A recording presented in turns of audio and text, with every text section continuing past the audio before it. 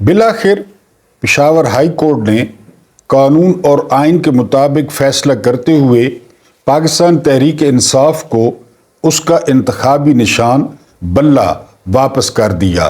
बिस्मिल्लाहिर्रहमानिर्रहीम। मेरा नाम महमूद नियादी है एंड अस्सलाम वालेकुम वरहमतुल्लाहि वबरकातुहू।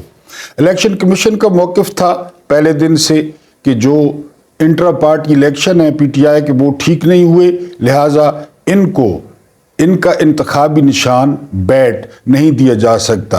एक दो वीलॉग में पहले भी अपने मोहतरम व्यूअर से सवाल कर चुका हूँ कि क्या कभी आपको नून लीग के इंट्रा पार्टी इलेक्शन याद हैं, पीपल्स पार्टी के याद हैं, मौलवी के याद हैं, या पाकिस्तान इलेक्शन कमीशन में 164 वो सियासी जमातें रजिस्टर्ड हैं।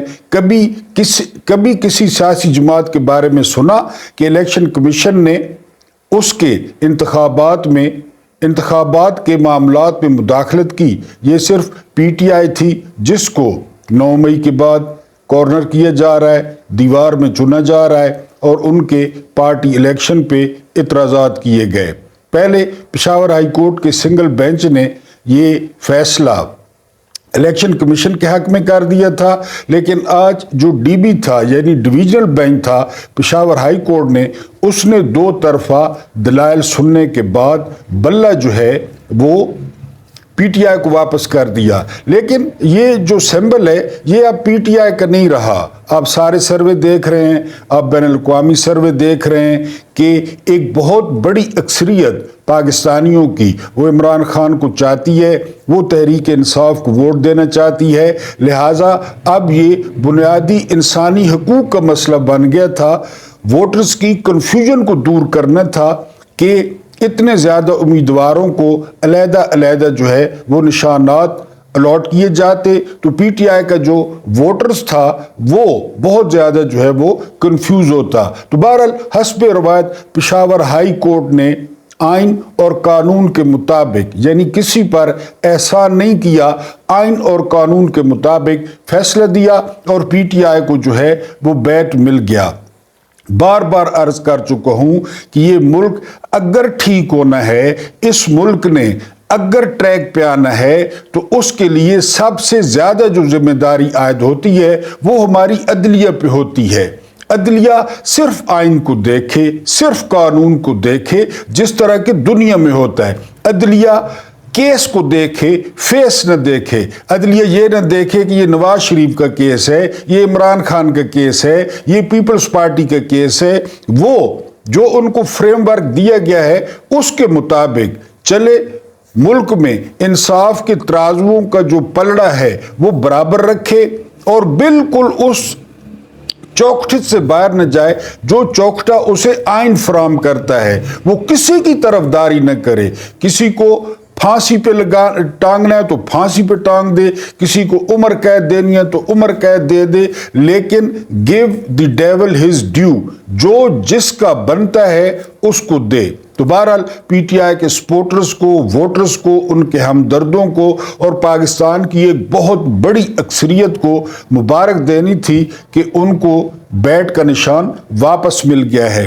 दूसरी बात यह है कि सुप्रीम कोर्ट ने जो justice Waqar, chief justice Peshawar high court justice Waqar, जो अब इस दुनिया में नहीं रहे, उन्होंने परवेज मुशर्रफ को सजाए मौत दी थी, बल्कि सजाए मौत से आगे जाकर कि जी डी चौक में इनको 3 दिन जो है वो लटकाया जाए।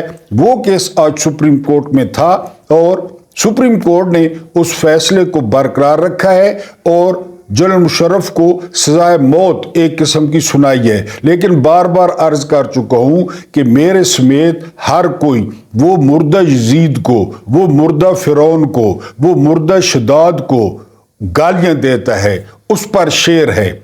हम माने तब, हम दिलेरी तब माने, हम कानून तब माने, हम आइन तब माने कि जिंदा फिरौनों के गले में पट्टा डाला जाए, जिंदा नमरूदों को चैलेंज किया जाए, जिंदा शदादों को चैलेंज किया जाए। ये क्या बात हुई कि 8 साल 9 साल तक पूरे पाकिस्तान में मुक्के लहराने के बाद और मजे से हुकूमत करने के बाद और मजे से जो है वो इमरजेंसी प्लस लगाने के बाद अब आप एक कब्रिस्तान में पड़े हुए शख्स का जो है वो ट्रायल कर रहे हैं। ये मैं नहीं कह रहा, लेकिन मेरा मौके, ये मैं नहीं कह रहा कि उन्होंने अच्छा किया था, लेकिन सवाल ये है कि ज़िया साहब ने ठीक किया था, अयूब खान जिसने बुनियाद रखी थी उसने ठीक किया था, याया ने ठीक किया था, मुशर्रफ ने ठीक किया था।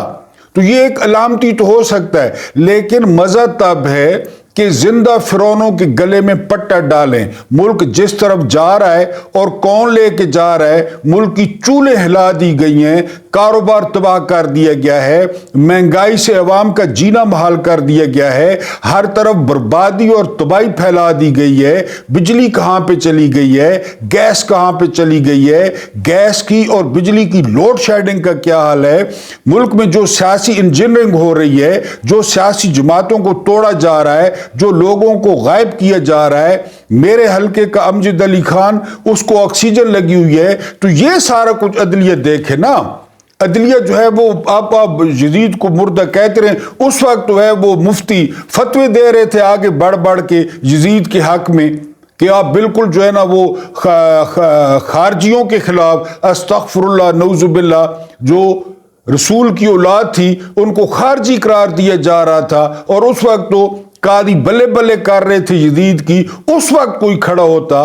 तो इस अदलिया से दरख्वास्त ये है कि इस निज़ाम को वो इंसाफ पे चलाएं, इस निज़ाम को जुल्म पे न चलाएं, और अदलिया जो है वो फेस न देखे बल्कि केस देखे।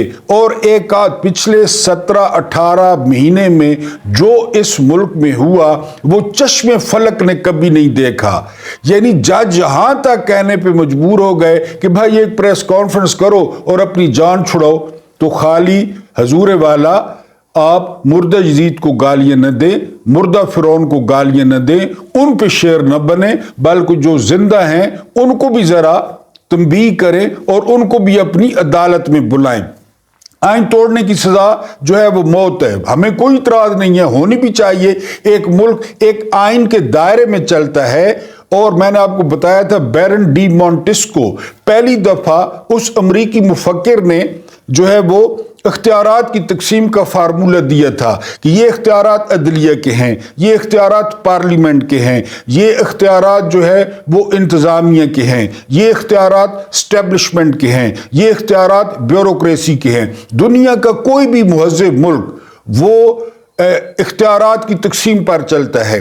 पाकिस्तान में ये हो रहा है, हर कोई आइन से निकलकर या दूसरे लफ्जों में क्रीज से निकलकर जो है वो खेल रहा है। मेरे समेत हर बंदा वो काम कर रहा है जो उसका नहीं है, और वो काम जो उसे करना चाहिए वो नहीं कर रहा। अगर आइन की सजा मौत है, हम मान लेते हैं, तो हुजूर वाला उमर अता बंदयाल ने जो है वो फैसला दिया था कि KPK में इलेक्शन कराएं 90 डेज में, पंजाब में जो है ना वो इलेक्शन कराएं, तो उनको फिक्स करें ना, बुलाएं राना सनाउल्लाह को, बुलाएं जो है शहबाज शरीफ को, बुलाएं सेक्रेटरी दिफा को, बुलाएं सेक्रेटरी खजाना को। कोई कहता था सिक्योरिटी नहीं है, कोई कहता था पैसे नहीं है, कोई कहता था जी के मौसम अच्छा नहीं है, और मुल्क में एक ही दिन इलेक्शन होने चाहिए। पूरी दुनिया में कहां पे ये लिखा हुआ है कि एक ही दिन इलेक्शन हो। पहले मिसाल दे चुका हूं कि इंडिया की रियासतों में आए दिन इलेक्शन होते रहते हैं, कभी बीजेपी जीत जाती है, कभी कांग्रेस जीत जाती है। हम अपने आप को मुसलमान कहते हैं, हम अपने आप को कलमा पढ़ने वाले कहते हैं, हम अपने आप को कहते हैं कि जी ये मुल्क जो है वो ला इलाहा की बुनियाद पे बना है।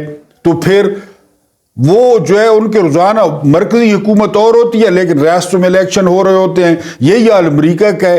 अमेरिका में सदर एक होता है, चाहे वो डेमोक्रेट हो चाहे वो रिपब्लिकन हो। वहाँ सेनेट के इलेक्शन हो रहे होते हैं, वहाँ कौमी असम्बली के इलेक्शन वहाँ रियासतों के इलेक्शन हो रहे होते हैं। और हजरत मोहम्मद मुस्तफ़ा बिन अब्दुल्ला बिन अब्दुल मुत्तलिब बिन हाशिम सल्लल्लाहु अलैहि वसल्लम ने फरमाया था कि मोमिन को अपने हालात का इदराक होना चाहिए। हम कब इदराक करेंगे? मसलन अब इलेक्शन हो जाते हैं और किसी वजह से पंजाब की असम्बली टूट जाती है, KPK की टूट जाती है, तो फिर वहां इलेक्शन नहीं होंगे कि नहीं जी हम फिर एक दिन करवाएंगे। تو جس طرف دنیا جا رہی ہے حضور والا، جن خطوط پر دنیا نے ترقی کی ہے ان خطوط پر عمل کریں اور پاکستان کو آگے لے کر جائیں، اور وہ بھی یہ ابھی کاکڑ غیر آئینی ہے، نقوی غیر آئینی ہے، بلوچستان میں حکومت غیر آئینی ہے، KPK میں غیر آئینی ہے، یہ کس قانون کے تحت اختیارات استعمال کر رہے ہیں، کس قانون کے تحت اسکولوں میں چھٹیاں دے رہے ہیں، کس قانون کے تحت افتتاح کر رہے ہیں، کس قانون کے تحت اتنی بڑی بڑی جو ہے وہ لوگوں کی رقمیں وہ منصوبوں پر لگا رہے ہیں جن کو پڑوسی نہیں جانتے۔ آئین کی اگر سزا موت ہے تو وہ صرف پرویز مشرف کے لیے نہیں ہونی چاہیے، نہ کوئی پرویز مشرف میرا چاچا تھا اور نہ مجھے کوئی پرویز مشرف میں دلچسپی ہے، وہ دنیا کی سب سے بڑی عدالت میں پیش ہو چکا ہے اور وہ وہاں پہ اپنا حساب دے رہا ہوگا۔ لیکن سوال یہ پیدا ہوتا ہے کہ صرف مشرف نے آئین توڑا تھا؟ اس ملک میں ہر دوسرے دن، اس ملک میں ہر چوتھے مہینے، اس ملک میں ہر چوتھے سال وہ آئین توڑ دیا جاتا ہے اور کوئی پوچھتا بھی نہیں ہے۔ ابھی آپ کے سامنے بلائیں صاحب کو، یہ ایک بندہ جو اس وقت سرکار میں بیٹھا ہے وہ غیر آئینی ہے، وہ غیر قانونی ہے۔ آئین کو ایک دفعہ نہیں، بندیال کے بعد کئی دفعہ توڑا جا چکا ہے، تو حضور والا ان کو بھی بلا لیں اور ان کو بھی پوچھ لیں کہ آپ نے آئین پہ عمل کیوں نہیں کیا۔ اور آخری خبر یہ ہے کہ جسٹس مظاہر علی اکبر نقوی کو نے استعفیٰ دے دیا ہے۔ بڑے عرصے سے یہ کھٹک رہے تھے اور ان کے استعفے سے اب قاضی فائز عیسیٰ صاحب آنریبل وہ اپنے ہم خیال ایک اور جج برتی کریں گے، کیونکہ پریکٹس اینڈ پروسیجر بل پر انہیں شکست ہوئی تھی۔ اب ان کی مرضی کا ایک اور جج آئے گا اور ان کی اکثریت، ان کی ہم خیال اکثریت ہو جائے گی۔ اب جسٹس مظاہر علی اکبر نقوی کے بارے میں کہا جا رہا ہے کہ انہوں نے کہا کہ ان کے پاس جو پراپرٹیز ہیں وہ ان کے بیٹوں کے نام ہیں، لہٰذا وہ لا علم ہیں۔ اب پاکستان دنیا کی وہ دھرتی بن چکا ہے کہ بیٹی کی پراپرٹیوں کا باپ کو نہیں پتا، بیٹوں کی پراپرٹیوں کا باپ کو نہیں پتا، حتیٰ کہ بیوی کی پراپرٹی کا شوہر کو نہیں پتا کہ اس نے یہ سارا دھن کہاں سے کمایا ہے۔ اب اگر اس پہ جائیں سدیاں کریون تو یاریاں ٹوٹنیاں، یہی جواب قاضی فائز عیسیٰ نے جمع کرایا تھا۔ اور اس وقت سارے جو بھاڑے کے وکیل تھے، پاکستان بار کونسل اور باقی کونسلیں، وہ فائز عیسیٰ کے ساتھ کھڑی ہو گئی تھی۔ اور یہ وہ جج تھا جس پر جو ہے نا مریم نے تقریریں کی اور نون لیگ نے تقریریں کی۔ پہلے بتا چکا ہوں، جس بندے پر نون لیگ تقریر کرے، جس بندے کی نون لیگ مخالفت کرے تو سمجھ لیں کہ وہ پاکستان کے لیے اچھا ہے۔ اب یہ ٹارگٹ کریں گے اعجاز الاحسن کو، جنہوں نے نیکسٹ چیف بننا ہے، اب یہ اس کو ٹارگٹ کریں گے۔ اگر مظاہر علی اکبر نقوی نے، ہم فرض کر لیتے ہیں، رسیدیں نہیں دی تو قاضی فائز عیسیٰ نے دی تھی۔ قاضی فائز عیسیٰ نے کہا تھا کہ یہ میری بیوی سے پوچھیں، یعنی غضب خدا کا، شوہر کو نہیں پتا کہ بیوی کہاں سے جائیدادیں بنا رہی ہے، بچیاں کہاں سے بنا رہی ہیں، بچے کہاں سے بنا رہے ہیں۔ تو یہ سارے قوانین آپ نے ہمارے لیے بنا رکھے ہیں، آپ نے غریبوں کے لیے بنا رکھے ہیں، آپ نے سفید پوشوں کے لیے بنا رکھے ہیں۔ آپ کسی سفید پوش سے پوچھ لیں کہ اس کے بیٹے کے پاس کیا ہے، اس کی بیٹی کے پاس کیا ہے، اس کی بیوی کے پاس کیا ہے، وہ آپ کو 1 منٹ میں بتا دے گا، کیونکہ وہ سارا کچھ جائز ہے۔ یعنی ان کی اتنی ہستی نہیں ہوتی کہ ان کی جو ہے نا وہ اب باپ کو پتہ ہی نہیں ہے اور بیٹا مرسڈیز شام کو لے آئے۔ میں مثال دے دوں کہ میرا بیٹا شام کو مرسڈیز لے آئے تو میں اسے نہیں پوچھوں گا کہ یہ مرسڈیز کہاں سے لی ہے، میری تو جو ہے نا وہ مہران کی اوقات نہیں ہے۔ یا اللہ معاف کرے میری بیٹی کے پاس ایسا کچھ آ جائے، میری بیوی کے پاس جو خرچے کے لیے میری طرف دیکھتی ہے اس کے پاس ایسا کچھ آ جائے تو میں ان سے نہیں پوچھوں گا۔ لیکن جس طرح میں نے بتایا کہ دنیا کی عجیب و غریب بستی، دنیا کا عجیب و غریب قانون، دنیا کا عجیب و غریب آئین ایک شخص کے لیے اور ہے، دوسرے شخص کے لیے اور ہے۔ مظاہر علی اکبر نقوی نے استعفیٰ دے دیا، ٹھیک کیا، ٹھیک ہے، لیکن قاضی فائز عیسیٰ صاحب نے بھی کوئی رسیدیں نہیں دی تھی۔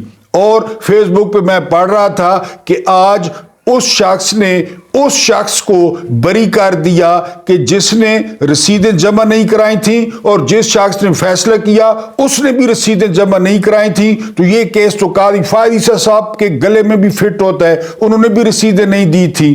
اور اس وقت سارے جج مل گئے تھے، عمر عطا بندیال صاحب کی قیادت میں وکیل سارے کھڑے ہو گئے تھے، نون لیگ کو تکلیف ہوئی تھی اور JUI کو تکلیف ہوئی تھی, پیپلز پارٹی کو تکلیف ہوئی تھی کہ فائز عیسیٰ جیسا دنیا میں جج کوئی نہیں ہے, اور اس وقت انہوں نے جو سپورٹ کیا تھا, انہوں نے پنیری لگائی تھی, آج وہ اس کا پھل کھا رہے ہیں, ان کی مرضی کے فیصلے ہو رہے ہیں. بھٹو کیس کھولا جا رہا ہے, نواز شریف کی تاحیات نااہلی ختم کر دی گئی ہے کہ ٹھیک ہے جی اس نے پہلے کھایا پیا تھا, کیونکہ یہ نہیں کہا فائز عیسیٰ نے کہ نواز شریف چور نہیں تھا, اشتہاری نہیں تھا, مجرم نہیں تھا, اس نے جھوٹ نہیں بولا تھا, اس نے قومی اسمبلی میں جھوٹ نہیں بولا تھا, اس نے قوم سے خطاب میں جھوٹ نہیں بولا تھا. بس یہ کہا جی کہ نااہلی 5 سال ہونی چاہیے. اب فریش ہو کے آئے, ورزش کر کے آئے, اور وزن کم کر کے آئے, اور نئے سر سے کھانا پینا شروع کرے.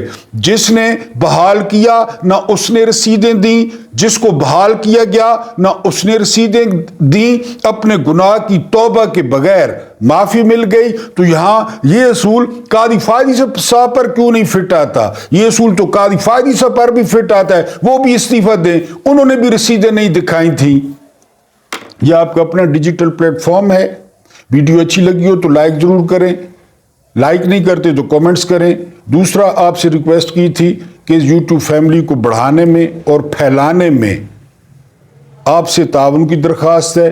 اس خاکسار کو سبسکرائب کریں اور تھوڑا ویورشپ دینے کی کوشش کیے کریں, دوستوں کے ساتھ شیئر کر کے.